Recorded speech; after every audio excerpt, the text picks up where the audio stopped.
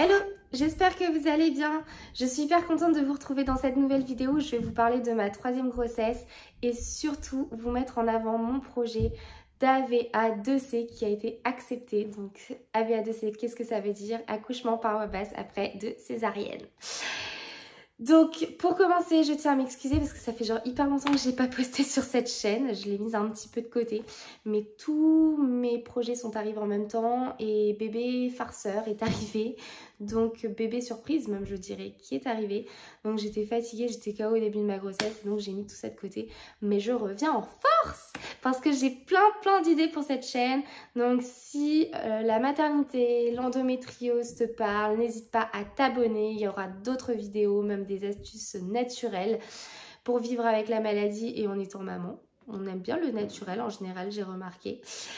Donc n'hésite pas à t'abonner, pareil sur Instagram, en barre d'infos, tu peux aller voir. Je partage mon quotidien de maman atteinte de la maladie. Bon, c'est parti. Donc pour commencer, pour vous resituer, en août 2020, j'ai donc eu une 2e césarienne que j'ai très mal vécue. Elle était programmée, mais je l'ai très mal vécue. J'ai fait même une dépression derrière, mais je vous réexpliquerai plus en détail qu'est-ce qui s'est passé. Et donc j'ai finalement réussi à faire le deuil que je n'aurai jamais d'accouchement par voie basse, malgré que ça a été très compliqué pour moi. Et parce que mon conjoint et moi, on s'était mis d'accord qu'on n'aurait que 2 enfants, pas 3. Malgré que moi je voulais un 3e enfant. Alors je savais pas au début si je voulais ce 3e enfant pour avoir encore une chance d'accoucher par voie basse, parce que j'avais entendu parler de ce fameux AVA2C, ou si c'est parce que c'était un manque intérieur que j'avais besoin de combler. Et finalement, quand bébé s'est niché, j'ai compris que ma famille, c'était avec 3 enfants et pas 2. Mais on a dû quand même se mettre d'accord avec le papa parce que c'est vrai que lui, il n'était pas du tout pour. Finalement, tout est bien qui finit bien. Papa est hyper heureux. On a un petit garçon qui arrivera donc en février 2022. Donc on est hyper contents.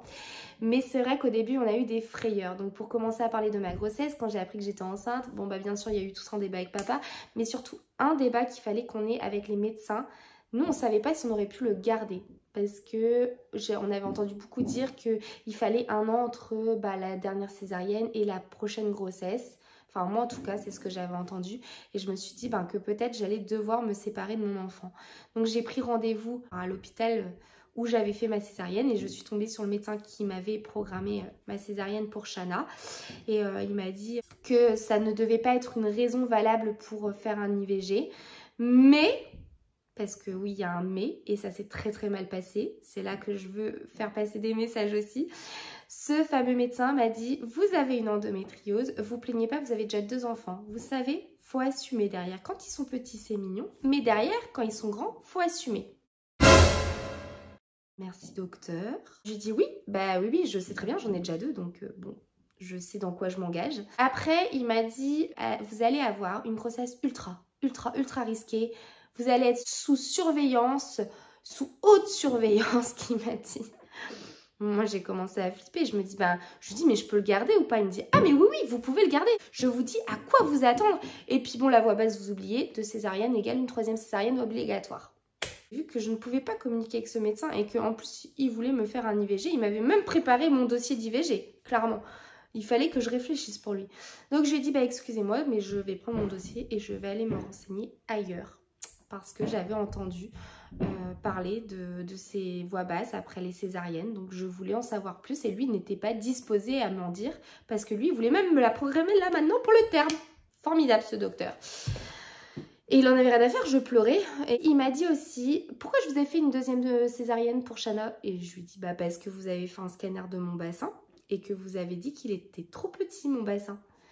Et là, je vous jure, ça m'a choquée. Il regarde ce fameux scanner, il fait, off, pas si petit que ça, vu le poids du bébé, la taille, ça passait. Et là, je les avais là, j'avais les boules. Je pleurais de rage. Il me dit, mais pourquoi vous pleurez? Vous soyez contente, vous avez déjà 2 enfants. Je lui dis, mais vous m'avez fait une césarienne pour rien en fait. J'estime qu'après une césarienne, on en fait 2, 3. Ok, alors qu'on m'avait dit tout le long de la grossesse à Shana que je pouvais avoir une voie basse sans aucun souci. Là, mon combat a commencé. Clairement, déjà, je m'étais mise en tête que si un jour j'avais un 3e, je me battrais. J'écouterais moi et que moi. Et les médecins, j'en ai rien à caler. Je m'étais mise des conditions. J'avais dit aussi que je ne serais pas suivie à l'hôpital mais par une sage-femme libérale. Et donc, quand j'ai quitté son bureau avec mon dossier sous le bras, et ben, je me suis dit, là, le combat commence. Donc, j'ai commencé à faire les démarches. Je me suis rapprochée de Césarine, que je tiens à remercier. C'est une association de césariennes. Et je me suis rendu compte, en fait, qu'on est beaucoup de femmes à très mal vivre le fait d'avoir des césariennes, le fait d'être au bloc, le fait d'être attachée, de ne pas avoir son enfant tout de suite, de ne pas pouvoir le tenir. Mais il n'y a pas que les femmes. J'ai aussi compris avec Césarine que le papa le vivait très mal. Et j'étais loin de me douter que mon conjoint le vivait aussi mal. Parce qu'après avoir discuté avec lui, il s'est enfin livré et il m'a dit « Je ne voulais pas avoir de troisième parce que je ne voulais pas qu'on te réouvre. » Alors du coup, j'ai réussi à le rassurer. Je lui ai dit « Tu sais quoi ? Là, c'est pour nous. Cette fois, on va vivre ce moment à deux. Je suis sûre qu'on va trouver les gens qu'il faut. » Et je lui dis « Même s'il faut qu'on fasse 1 heure de route, on le fera. » Et je lui dis « Moi, je me battrai pour nous deux et pour notre petit bout. » Et au final, Césarine m'a accompagnée, j'ai monté un dossier. Donc dans mon dossier, j'avais mon scanner du bassin qui prouvait que mon bassin n'était pas du tout étroit. J'avais également des témoignages, j'avais aussi des articles du Canada et des États-Unis parce qu'en fait, c'est là-bas que ça se pratique le plus. Je me suis rendu compte en lisant tout ça qu'une césarienne est plus risquée qu'une voix basse. Et ça m'a enlevé un poids déjà. Mais je me suis dit, il me restait quand même une chose, c'était... Oui, mais ça fait pas 1 an entre ma dernière césarienne et mon début de grossesse. Et ça m'a mis un doute. Et donc, je suis allée dans une clinique à 45 minutes de chez moi. J'avais pris plusieurs rendez-vous en fait. Et il s'avère que c'était ceux-là les premiers. Et j'étais choquée, la gynéco, trop gentille. Adorable comme tout. En plus, quand on a été, j'avais fait une hémorragie, donc j'ai cru que j'avais perdu mon enfant. Elle m'a rassurée. Elle m'a dit un AVA2C, mais il n'y a pas de souci. On en fait chez nous. Ça se passe très bien. On a des très bons taux de réussite.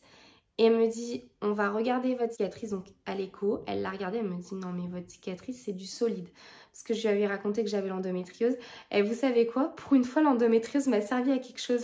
Elle a formé des adhérences sur ma cicatrice. Du coup, c'est du béton, la cicatrice. Je me suis dit, waouh! Et ben, cette foutue maladie, finalement, me sert à quelque chose. Et je lui ai posé la fameuse question, mais du coup, par rapport au temps entre la dernière césarienne et... Elle me dit, non, mais attendez, c'est pas entre la dernière césarienne et le début de grossesse. Ce qui compte, c'est la dernière césarienne et le terme de la grossesse, ce qui fait 18 mois pour moi, donc on est au-delà des 12 mois. Parfait. Donc là, j'étais carrément rassurée, j'étais trop contente. Je me suis dit que j'allais quand même tenter d'aller voir dans d'autres hôpitaux plus près de chez moi. Il s'avère que j'ai été rembarrée. Je me suis concentrée, voilà. Donc j'avais trouvé ma clinique, une super Gigi et bien sûr une super sage-femme libérale. Comme j'avais dit, je ne serais pas suivie à l'hôpital. Et vous savez quoi? C'est la plus belle grossesse que j'ai eue. Je suis à 8 mois et je ne veux pas que ma grossesse s'arrête. C'est juste un pur moment de bonheur. Je fais du sport.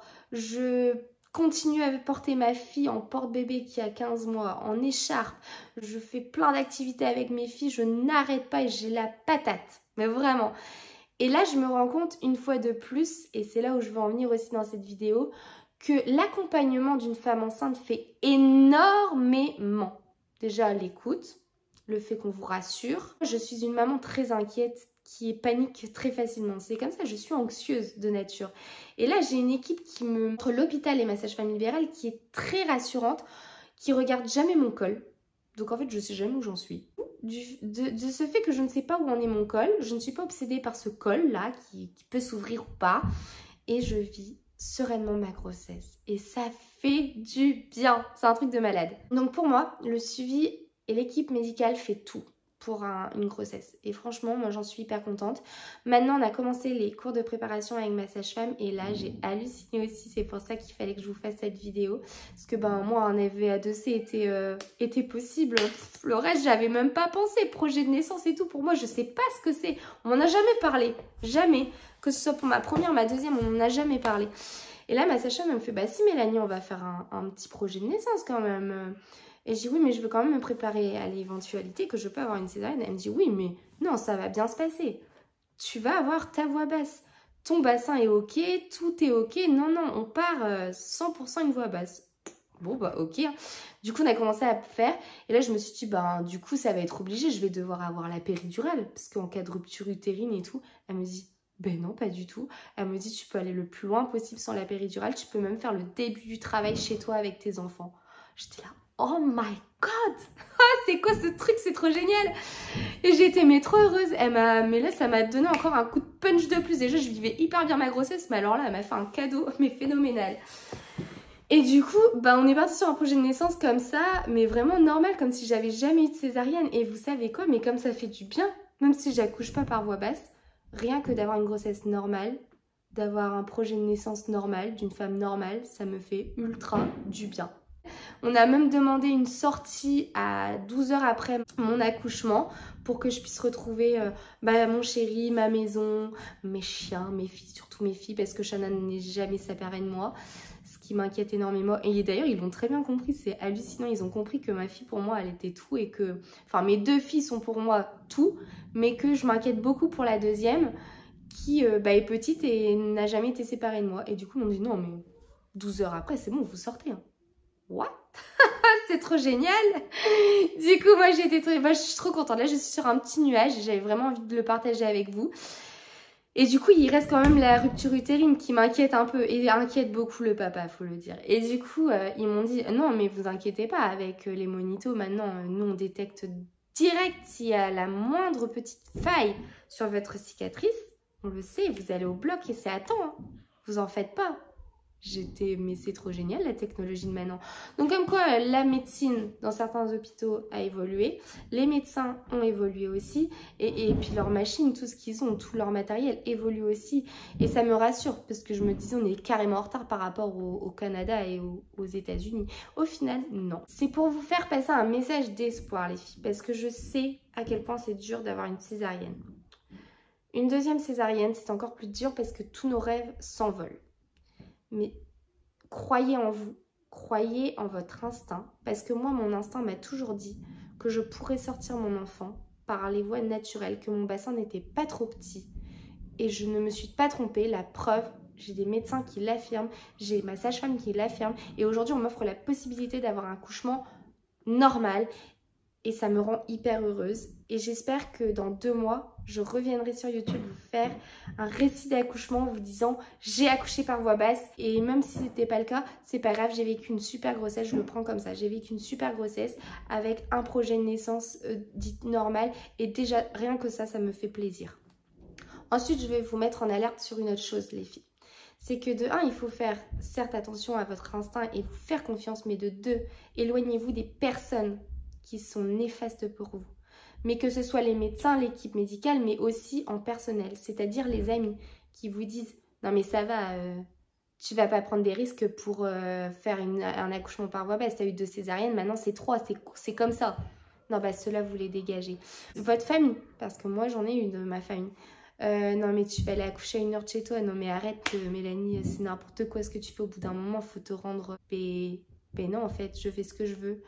Donc, tous ces gens nocifs, vous les écartez, vous vous mettez dans votre bulle, vous, votre conjoint, votre bébé, vous savez ce qui est bon pour vous. Et je vous invite sincèrement à aller sur Césarine. Je vous invite à chercher, à vous battre, à faire un dossier comme j'ai fait. Je l'ai dit à la clinique, vous n'acceptez pas, eh ben tant pis, je ferai en sorte que mon travail commence à la maison et j'arriverai au dernier moment chez vous. Mais elle m'a dit, on n'arrivera pas là. Vous allez dire, ouais, c'est ultra risque, c'est comment tu fais. Non, parce que je le sens et je sais, je pense qu'en tant que maman, nous, on le sait, on connaît notre corps mieux que personne d'autre. Donc, à partir de ce moment-là, il faut se faire confiance. Et juste une dernière petite chose. Avant, les femmes, elles faisaient comment? Là, il y a depuis quelques années, le taux de césarienne qui a explosé. On dirait que c'est banal. Mais la césarienne n'est pas banale, sachez-le. C'est une opération. Donc quand on me dit pareil, j'ai des amis, bah ça va, c'est pareil, hein, la naissance par voie basse, c'est par césarienne. Ben non, en fait, cocotte. En fait, je pense qu'une personne qui n'a pas vécu de césarienne ne peut pas le comprendre. Et encore plus avec une endométriose, c'est que nous, on pense qu'on a eu une césarienne. Quand déjà on n'a pas accueilli notre bébé par voie basse et qu'on a les tracas d'une femme normale avec normal entre guillemets je veux dire, mais normal, qui a accouché par césarienne, mais nous on a en plus l'endométriose quand on se dit ah purée, on nous a encore ouvert l'utérus en plus de toutes les opérations qu'on a eues. Oh, mon endométriose va en prendre un coup. Moi perso c'était ça. Oh là là, comment va être mon retour de couche? Et à chaque fois ça n'a pas loupé. Là je vais finir cette vidéo parce que sinon je peux parler avec vous pendant 1 heure. Hein. Je vous ferai d'autres vidéos, je vous raconterai aussi vraiment plus en détail la césarienne et l'endométriose, ce que ça m'a causé. Et je vous souhaite à tous une bonne soirée et je vous fais de gros bisous.